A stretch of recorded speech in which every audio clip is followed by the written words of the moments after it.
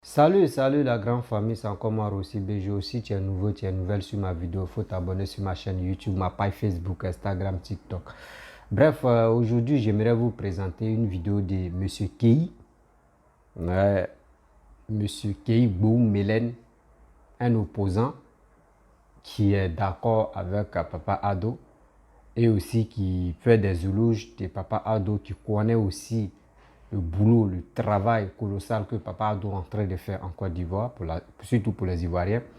Donc, écoutons-le et à travers ça, je vais donner ma part de vérité. Si tu es nouvelle, il faut t'abonner sur ma chaîne YouTube, Facebook, Instagram, TikTok. Laissez aussi des commentaires et je laisse mon numéro WhatsApp. Contactez-moi, on va échanger. Vous connaissez, je suis président du parti Espoir de la Côte d'Ivoire. Alors aujourd'hui, je voudrais vraiment dire que c'est Alassane Ouattara qui est en train de développer la Côte d'Ivoire. Vous savez, notre pays avait arrêté de se développer depuis le décès du président Félix Houphouët-Boigny. Alors notre père fondateur, Félix Houphouët-Boigny, celui-là même qui a bâti notre Côte d'Ivoire à son décès, la Côte d'Ivoire avait arrêté de se développer. Il a fallu le président Alassane Ouattara pour qu'aujourd'hui, certains chantiers reprennent, pour que certaines réalisations voient le jour. Notre pays était dans un délabrement qui ne disait pas son nom. Notre pays avait accusé un gros retard. Alors, il y avait des projets sur la table du président. Tous les présidents qui sont passés dans la tête de notre pays, là, il y avait des projets qui étaient sur la table, mais ils n'ont jamais pu réaliser. Guy Robert qui a fait le coup d'État et qui est venu là, bon, il n'a pas réalisé quelque chose avant de partir. Le président Rikonan Bédié, il n'a rien réalisé avant de partir. Le président Laurent Gbagbo n'a rien réalisé. Je suis honnête et ce que je dis, c'est la vérité. Tous les présidents que notre pays a connus après le président Félix Houphouët-Boigny n'ont rien réalisé. On ne peut pas construire un pays sur un bout de papier. Tous les chefs d'État qui ont écrit des projets et qui ne les ont pas réalisés, en réalité, vraiment, ils n'ont pas fait grande chose. Ils n'ont rien fait. Imaginez-vous les États-Unis, si la construction des États-Unis devait rester sur un bout de papier. Imaginez-vous la France, imaginez-vous l'Allemagne. Si toutes ces grandes puissances-là, leur développement devait rester sur un bout de papier. Aujourd'hui, la Côte d'Ivoire ne pouvait pas rester sur un bout de papier. Tous ces projets qui avaient été rédigés ne pouvaient pas rester sur un bout de papier. Le président Alassane Ouattara, le bâtisseur, l'enfant du président Félix Houphouët-Boigny, a donc mis la Côte d'Ivoire en chantier. Et aujourd'hui, quand on regarde tout ce qui sort des terres, et nous sommes fiers de notre pays. Aujourd'hui, même l'Ivoirien est fier de son pays. Et ce que je dis, c'est la vérité. Bon, c'est pas parce que je suis devenu président d'un parti politique et que je ne suis pas au pouvoir, je vais donc être opposé à celui qui est au pouvoir. Moi, je ne suis pas obligé d'être opposé dans la mesure où je suis amoureux de celui qui est au pouvoir. Oui, j'aime mon président de la République. J'aime le président Alassane Ouattara. Et je pense que la Côte d'Ivoire avait besoin d'un homme comme lui. Nous avons besoin des personnes comme le président Alassane Ouattara pour que demain, les Ivoiriens soient heureux. On ne peut pas parler de développement sans les infrastructures. On ne peut pas parler de développement sans la sécurité. On ne peut pas parler du développement sans le vivre ensemble. Et tout ça, Alassane Ouattara a réuni ces conditions-là. Aujourd'hui, les Ivoiriens sont heureux. Il y a la sécurité dans notre pays. Même les opposants, aucun opposant n'est assassiné. Quand vous regardez aujourd'hui la vie politique dans notre pays, il n'y a pas d'assassinat.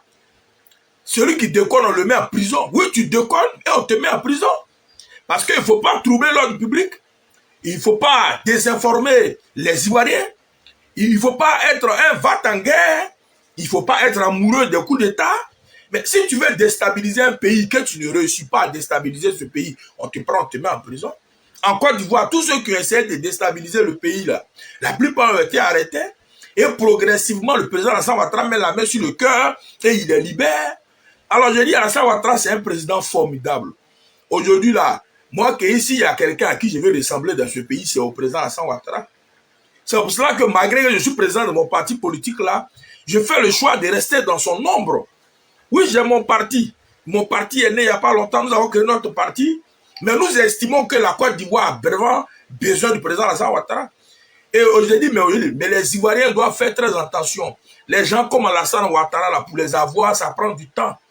Quand Félix Houphouët-Boigny est parti, nous avons connu beaucoup de retards. Parce qu'il était difficile d'avoir des gens comme Félix Houphouët-Boigny. Aujourd'hui, Alassane Ouattara représente Félix Houphouët-Boigny. Quand je regarde aujourd'hui les réalisations de mon pays, ce que la Côte d'Ivoire est en train de devenir, oui, Alassane Ouattara nous rappelle le président Félix Houphouët-Boigny. Alassane Ouattara nous rappelle les quelques moments que nous avons passés avec le président Félix Houphouët-Boigny. Notre pays aujourd'hui, quand on regarde les infrastructures, mais on se rappelle automatiquement de Houphouët-Boigny. Mais Alassane Ouattara est en train de laisser des traces. Et quand on regarde aujourd'hui les voiries, les nouvelles autoroutes, les échangeurs, les ponts, et surtout la qualité de notre administration, mais on est fiers de ce que il est notre président. Alors donc moi je peux dire même au niveau même de l'Afrique de l'Ouest là, oui, le président Alassane Ouattara est le numéro 1. Oui, quand je regarde là, j'ai dit au niveau de l'Afrique de l'Ouest, nous les pays francophones là, le président Alassane Ouattara est le numéro 1. Parce que à cause de ce qu'il est en train de faire pour notre pays, mais quand les Ivoiriens, ils même demander à un Ivoirien au niveau de l'Afrique de l'Ouest là, il aimerait aller vivre où? Et les gens se sentent mieux à l'aise en Côte d'Ivoire. Non seulement pour le problème de pour l'avantage que nous avons en matière de sécurité, mais regardez aujourd'hui les pays où les djihadistes sont en train de frapper là, mais la Côte d'Ivoire, mais nous on est en sécurité. Pourquoi? Parce qu'on a un système de sécurité vraiment qui est piloté même par le chef suprême des armées, le président Alassane Ouattara. Vous savez, les ministres de la Défense, ministres, tout ceux-là, ce sont des collaborateurs du président qui reçoivent des instructions de la part du président lui-même. Alors donc, aujourd'hui, le mérite revient au président Alassane Ouattara, notre sécurité. Moi, Kéhi, aujourd'hui, je me lève et je m'avais d'une région à une autre région. Mais prenons même le cas des anciens présidents de la République, là. Quand le président Laurent Gbagbo se lève et puis il va à Daoukro, et puis celui de Daoukro vient aussi à Abidjan, et il y a la sécurité. Mais c'est ça. C'est grâce au président Alassane Ouattara. Non seulement le président Alassane Ouattara crée un climat de sécurité, mais c'est cette sécurité-là qui est la base du développement. Imaginez-vous si on était dans un état instable. Imaginez-vous si on était dans un pays où vraiment la sécurité n'était pas maîtrisée. Mais qui allait pouvoir se déplacer? Aujourd'hui, il y a des pays ici, en Afrique de l'Ouest, où des régions du Nord sont aux mains des djihadistes. Ils ne peuvent pas se déplacer. Certains pays sont pris à 60% par des forces étrangères, par des djihadistes. Alors donc, vraiment, je voudrais dire à tous les Ivoiriens que Alassane Ouattara, là, nous devons l'attraper sincèrement. Parce qu'un tel homme, si nous le perdons demain, il nous serait difficile d'aller, j'ai dit ici, il nous serait difficile de nous retrouver. Alors c'est pour cela que moi, j'ai fait le choix de rester à côté pour apprendre. Et j'ai dit, mais demain, j'aurai mon tour. En Côte d'Ivoire, chacun aura son tour. Ne croyez pas que celui qui est au pouvoir là, il n'est pas dans son temps. Oui, il est dans son temps, mais demain il est appelé à partir. Qu'est-ce que nous allons apprendre de lui? Et moi j'ai dit, mais moi, il faut que je sois disponible. C'est vrai que mon destin m'a poussé à créer un parti politique. Maintenant que je suis président d'un parti, je dois apprendre. Et mon référent, celui en qui je me réfère, celui en qui je crois que je devrais, non seulement, c'est-à-dire celui avec qui je dois apprendre là, quand je regarde là, tous les politiciens de Côte d'Ivoire là, comme on ne peut pas réveiller Félix Houphouët-Boigny, mais celui auprès de qui je peux apprendre là, mais c'est le président Alassane Ouattara. C'est lui qui est notre référent en matière de développement, de sécurité. Demain, oui, moi, j'aimerais être comme le président Alassane Ouattara, parce que c'est un homme vraiment, un, qui est généreux, deux, qui est bosseur. Quand je parle de générosité, il y a trop d'erreurs que certains opposants ont fait dans ce pays, et ils n'ont pas été inquiétés. Voilà, il y a trop de choses que les opposants font, mais ils ne sont pas inquiétés. À part ceux qui veulent déstabiliser la Côte d'Ivoire, qui parfois sont arrêtés et puis libérés après. Donc, Alassane Ouattara, j'ai dit, mais c'est un 10 sur 10. Et j'ai dit merci à tous ceux qui jusqu'à présent le portent. Parce que oui, on a tous besoin d'un président comme lui. Nous devons tous le porter. Et moi, j'ai dit, mais Alassane Ouattara va laisser quel héritage aux Ivoiriens? Mais la liste est longue. Si nous voulons faire la liste de l'héritage des biens qu'Alassane Ouattara va nous laisser demain quand il ne sera pas là, mais on ne peut pas quitter ici. Les échangeurs, les routes, les ponts, une administration moderne. Aujourd'hui, la corruption a pratiquement disparu de notre administration. Et ça, c'est grâce au président Alassane Ouattara qui a créé un ministère en charge de la corruption. Et ce ministère, d'ailleurs, piloté par un grand frère que je voudrais saluer, Zorobi Balo et Pifan. Alors aujourd'hui, notre pays est debout. Notre pays est debout. Et c'est ça qui est la vérité. Et moi, je voudrais dire à tous ceux qui font le choix de ne pas aimer leur propre pays, la Côte d'Ivoire, mais j'ai dit, mais c'est un faux choix. Quelqu'un qui prend l'engagement de ne pas aimer son pays. Et je vois, il y a des gens qui n'aiment pas leur pays. Tout simplement parce que Alassane Ouattara est président. Ils sont prêts à vilipender la Côte d'Ivoire, à humilier la Côte d'Ivoire. Voilà, tout récemment, nous étions donc, nous sommes toujours dans une affaire où nos frères ivoiriens sont détenus au Mali. Mais je vois des Ivoiriens parler de la Côte d'Ivoire comme si notre pays même était vraiment un pays de gangsters. Je vois des gens qui veulent humilier le président alors que le président était dans une démarche de renforcement de la sécurité dans un pays voisin. Alassane Ouattara était un président bon. Alassane Ouattara était un président formidable.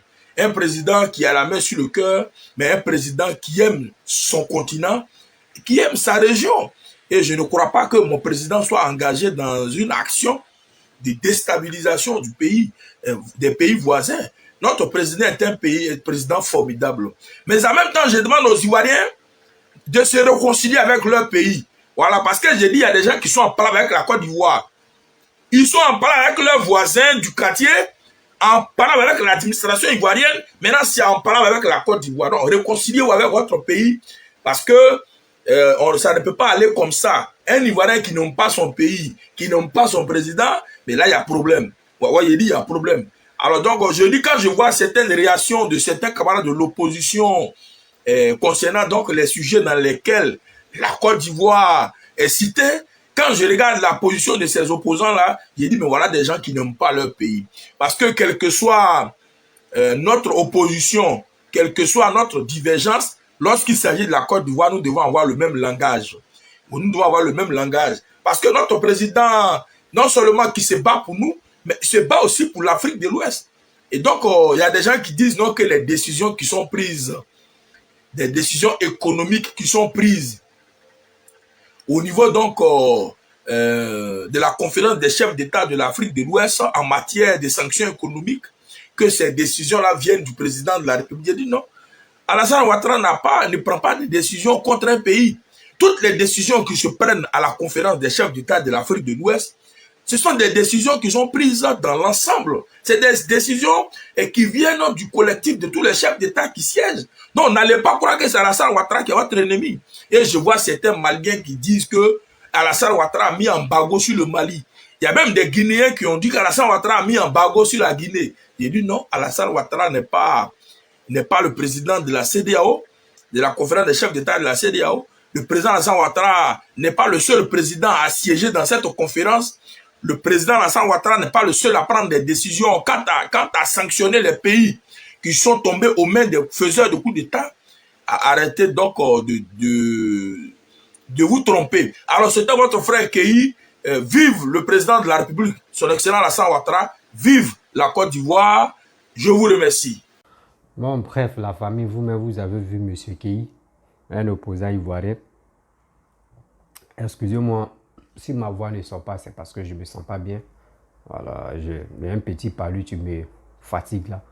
Fièvre jaune, tu peux pareil, chez nous on appelle ça palu. Et en français, bon, c'est fièvre jaune, tu me fatigues un peu là. Donc je n'arrive pas à bien parler fort. Sinon, il y a déjà le micro tiers là.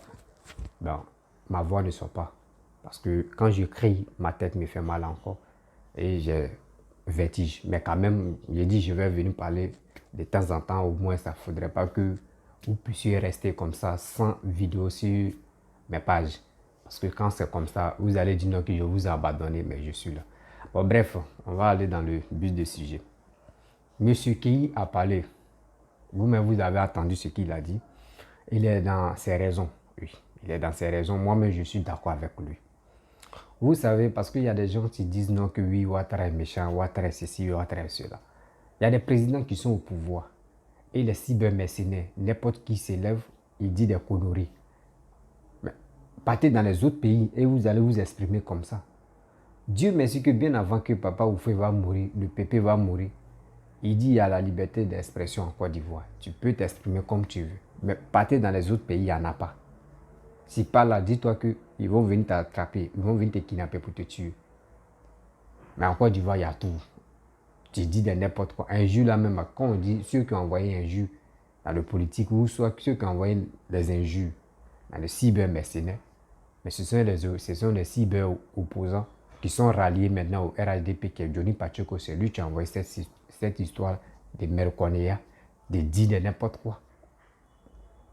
Oui. Mais lui, aujourd'hui, il veut se racheter pour laisser ça. Mais c'est dans son sang. Oui, c'est dans son sang, mais je sais que tôt ou tard, il va laisser. Voilà. Parce que lui n'est pas né dans ça. Tu sais, quand tu arrives dans une famille, quand tout le monde est poli, même si tu es impoli dehors, tu arrives dans la famille, là, tu vas être poli. Bah, ils vont te dresser. Donc, c'est comme ça le RHDP. En train de le dresser. Bref, vous voyez, cette histoire de 49 personnes, ça me fait très mal.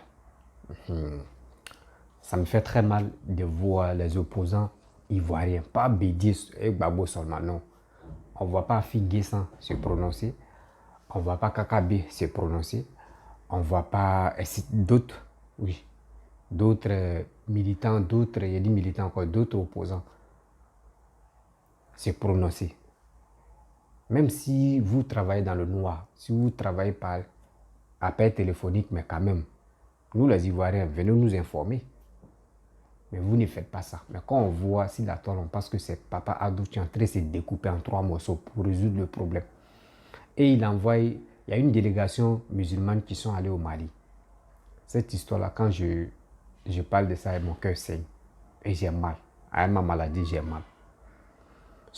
Des musulmans qui ont pris le courage pour aller plaider, pour aller parler, discuter, pour trouver terrain d'attente. Je vois des gens qui sont là pour vilipender ceux-là. Je vois des gens sur les réseaux sociaux qui sont en train d'insulter pour traiter de n'importe quoi des musulmans qui ont décidé pour aller résoudre ce problème. Pour dire non, pourquoi? Des gens, ils ont attrapé en Côte d'Ivoire qui sont emprisonnés. Pourquoi on ne parle pas de ça? Ben, idiot. Il y a des gens, ils ne savent pas faire à l'école avant de mieux comprendre quelque chose. Ceux qui sont emprisonnés en Côte d'Ivoire, là, demandez-leur, ils ont fait quoi? Eux voulaient raverser le pouvoir. On voit des gens, il y a le coup d'État qui a échoué plusieurs fois en Côte d'Ivoire. C'est parce qu'on ne peut pas étaler tout ici. C'est ça qu'il dit, c'est pas avec tout le monde coup d'État marche. C'est pas avec tout le monde la violence marche. Mais quand on t'attrape, on doit t'amener en prison. Donc chez vous, quand on t'attrape, on te met en prison et puis on t'enlève parce que ce qui t'a fait là, c'est bien. Même temps de Babou, même temps de Bédier même. Tu faisais de n'importe quoi, on te prenait, on te mettait en prison. Mais qui parlait de ça? Qui parlait de ça? Arrêtez d'accuser, arrêtez de dire n'importe quoi. Toi, mais tu es dans ta famille, tu es chef de, tu es l'homme de la famille. Et puis quelqu'un d'autre quitte là-bas, il veut gâter toi, ta famille. Tu vas faire quoi? Tu vas mettre la main sur lui. Tu vas mettre la main sur lui, là c'est clair. Donc arrêtez votre histoire de dire non que oui, Papa doit être méchant, il est comme ça, il emprisonne des gens. Oui, moi je préfère quelqu'un qui met des gens en prison que des gens qui tuent. On connaît ici dans un pays africain. On connaît ici. Continent africain même là, une fois, il y a des pays là qui ne jouent pas. Tu veux ménager son pouvoir là, il t'attrape. Tu as fait coup d'état, tu as échoué là, il t'attrape là. Dis-toi que c'est ta mort, tu es là. Parce que si tu es encore à vie là, tu peux avoir la force ou des gens peuvent te donner le courage encore pour dire oui, on va se battre pour l'enlever, puis il va recommencer encore. Donc s'il vous met en prison, s'il met des gens en prison là, dites Amdoulaye, là au moins lui il est gentil. Bien sûrement il est gentil. Donc ce gars là, on doit le respecter. Moi j'ai dit, mais si Bédier vient au pouvoir, moi je vais le supporter. S'il travaille pour mon pays, si Babo vient au pouvoir, il travaille, je vais le supporter. Mais si c'est Soro Gomti vient au pouvoir, il dit Soro Gomti vient au pouvoir, moi je vais de cœur avec lui. Oui, s'il travaille pour la Côte d'Ivoire, je vais de cœur avec lui. Parce que moi j'aime l'évolution de mon pays.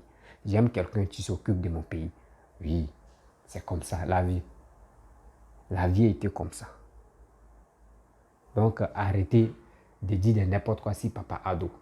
Si vous n'avez rien à nous dire là, arrêtez de faire des vidéos ou soit parler de autre chose. J'ai dit, je vous dis, je répète, et coupez la partie paragraphe là, coupez ça. Je vous dis, 2025 là, nous sommes en 2022, très bientôt 2023, il va rester 2 ans. Concentrez-vous à sensibiliser la jeunesse. Concentrez-vous. Vous-même là, si vous avez le cerveau là, vous pouvez parler, vous pouvez venir soutenir Papa Ado dans cette histoire de 49 personnes là. Là, quand c'est comme ça, les Ivoiriens, même si tu es un opposant, tu peux venir soutenir Papa Ado. Avec ça, les Ivoiriens vont voir que mais lui, là, il a un grand cœur. Même quand Papa Ado avait un problème, là, lui s'est levé, il a laissé tout le monde. Malgré qu'il était un opposant, il est venu aider Papa Ado. Cette histoire des 49 personnes, ils ont libéré les 49 personnes. Quand c'est comme cela, il y a des gens même qui vont t'aimer. Même si Papa Ado dit non, que oui, lui n'est plus candidat, là, il y a des gens, parce que tu es venu t'aider, là. Il y a les militants RADP qui vont venir te soutenir. C'est comme ça. Mais d'autres, là, je ne sais pas, les politiques, là, ils font ça comment? Ou ils ont peur, parce que s'ils viennent faire des déclarations pour dire je soutiens Papa Ado, là, ou je soutiens Ouattara, ces militants vont les fuir, ou ils vont dire c'est un traître. Ça, il n'y a pas fait de dire traître. C'est ton pays qui est en danger. Quand ton pays est en danger, là, on ne cherche pas à avoir raison, on ne cherche pas à ne pas avoir raison. Va soutenir ton pays d'abord. Et après, maintenant, vos palabres, là, ça va continuer. C'est comme ça la vie. Mais vous, c'est pas ça. On doit le critiquer, on doit le vilipender, on doit dire n'importe quoi sur lui. Vous gagnez quoi dedans? Moi, je vous pose la question. Vous gagnez quoi dedans dans cette histoire? Vous gagnez quoi? Vous pensez que c'est comme ça on vient au pouvoir? Quand je vois, il dit, ce gars qui sont là vilipendé matin, midi, soir, on lui traite de sanguinaire, on lui traite d'un meneur de coup d'État, il est venu par coup d'État là. Ça me fait rire. Que Dama, il est venu par coup d'État, c'est comme ça, il va partir par coup d'État. Venez, venez. Venez, les gens, les RADP sont là-haut. Nous, on n'est pas en Côte d'Ivoire, les gens sont là. Eux-mêmes vont vous aider à l'enlever au pouvoir. Eux-mêmes cherchaient des gens qui peuvent les motiver à enlever. Venez en Côte d'Ivoire. Vos conneries que vous rencontrez matin, midi, soir pour avoir les étoiles sur Facebook pour qu'on puisse vous donner de l'argent. C'est ça. À part ça, là, on ne voit pas quelque chose d'extraordinaire dans votre vie. Oui, on ne voit pas quelque chose d'extraordinaire dans vos vies. Matin, midi, soir, vous allez faire vidéo parce que vos pages Facebook sont monétisées. À part ça, il n'y a rien. Venez. Il y a d'autres même qui ils ont peur de venir en Côte d'Ivoire. Parce que quoi? Non, s'il vient, ils vont m'emprisonner. Non. Papa Adola, il dit, si vous voulez insulter moi, lui, il dit rien. Mais quand tu veux toucher, c'est bien qu'il est en train de faire en Côte d'Ivoire. C'est là qu'il y a un problème. C'est comme ça. Et ça, on dit un homme honnête. Un homme fier de lui. Donc, la famille, je vais m'arrêter là. Je ne me sens pas trop bien. Je ne peux pas faire une vidéo même des 30 minutes à 25 minutes. Je ne me sens pas bien. Mais quand même, je vais faire mon effort. Oui. Je vais faire mon effort pour faire quelques vidéos de temps en temps. Donc, je vous dis, si tu es nouveau, tu es nouvelle sur ma vidéo, il faut t'abonner sur ma chaîne YouTube, ma page Facebook, Instagram, TikTok. Je suis sur les 4 plateformes. Vous pouvez me retrouver aussi.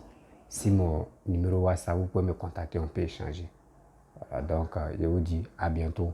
On garde toujours le contact. Partagez la vidéo au maximum. Likez, abonnez-vous, laissez les commentaires. Et je vous dis ciao.